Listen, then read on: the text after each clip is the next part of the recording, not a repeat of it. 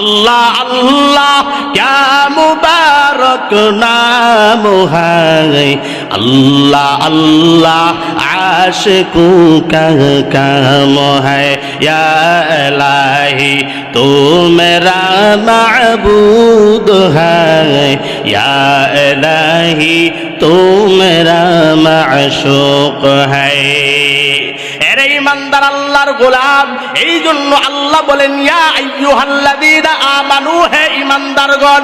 আল্লাহর নবীকে প্রশ্ন করা হয়, ও পয়গম্বর, আমরা তো মুসলমানের ঘরে জন্ম নিলাম, বলেন তো দেখি আল্লাহর দরবারে মুসলমানের কেমন দাম? আল্লাহর নবী বলেন, হে সাহাবারা শুনে নাও, আল্লাহর দরবারে মুসলমানদের কোনো দাম নাই।